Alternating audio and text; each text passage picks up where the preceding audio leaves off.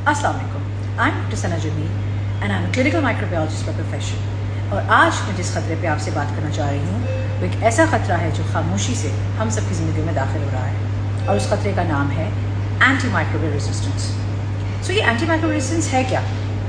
आप लोगों ने अक्सर नोट किया होगा कि आजकल छोटे से छोटा इन्फेक्शन भी बहुत लंबा टाइम लगा रहा है सही होने में, और अगर आप डॉक्टर के पास चले जाएं और डॉक्टर अगर आपकी दवाई में किसी भी किस्म का रद्द बदल कर भी दे तो फिर भी उस इन्फेक्शन का इलाज नहीं हो रहा। इसे कहते हैं एंटी माइक्रोबियल रेजिस्टेंस। यानी कि जब ये दवाइयाँ अपना असर करना छोड़ दें, कमज़ोर हो जाएं और इन दवाइयों से ज़्यादा ताकतवर और ज़्यादा मजबूत ये जरासीम हो जाए, तब ये एंटी माइक्रोबियल रेजिस्टेंस की सूरत अख्तियार करता है। सो ये एंटी माइक्रोबियल रेजिस्टेंस होता कैसे है?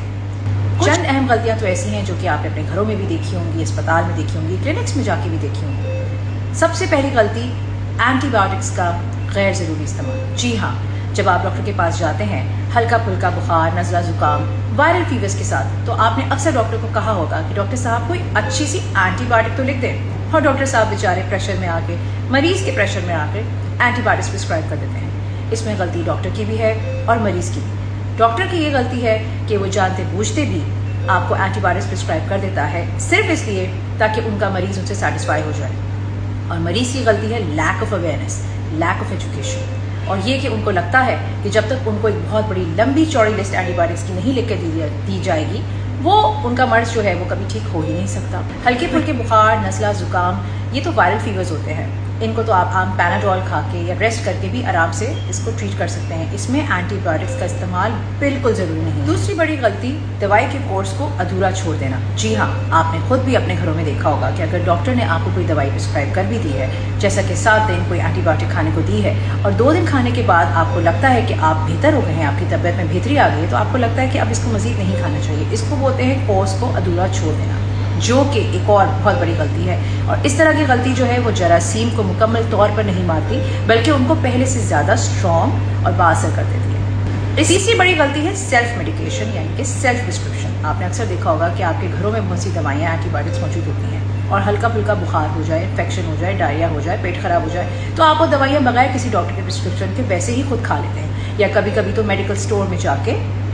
आप इन दवाइयों को बगैर डॉक्टर के दस्तखत, बगैर डॉक्टर के प्रिस्क्रिप्शन, बगैर डॉक्टर के स्टैम्प्स के आप वो दवाइयाँ मेडिकल स्टोर से जो है वो खरीद लेते हैं। इसको बोलते हैं सेल्फ मेडिकेशन, यानी सेल्फ प्रिस्क्रिप्शन। ये एक और बहुत खतरनाक अमल है जो कि हमारे एंटी माइक्रोबियल रेजिस्टेंस को परवान चढ़ा रहा है। चौथी बड़ी गलती, बची हुई अद्वियात को इस्तेमाल हरगिज़ ना करें। हमने अक्सर अपने घरों में भी देखा है, और आपने अपने घरों में भी ये देखा होगा कि पिछले इन्फेक्शन की जो दवाइयाँ आपके घरों में पड़ी हुई हैं, और अगर आपको दोबारा से कोई इन्फेक्शन लाहक हो जाता है तो आपको लगता है कि वो पिछली दवाइयाँ दोबारा इस्तेमाल की जा सकती हैं। तो एंटी माइक्रोबियल रेजिस्टेंस खतरनाक क्यों है? अकॉर्डिंग टू WHO, साल 2021 में 1.14 मिलियन डेथ्स बराह रास्त एंटी माइक्रोबियल रेजिस्टेंस के सबब करार दी गई, और 4.7 मिलियन डेथ्स AMR से मुंसलिक, यानी कि एंटी माइक्रोबियल रेजिस्टेंस से मुंसलिक अमवात हुई। और कहा यह जा रहा है कि साल 2050 में 8 से 9 मिलियन अमवात एंटी माइक्रोबियल रेजिस्टेंस की वजह से,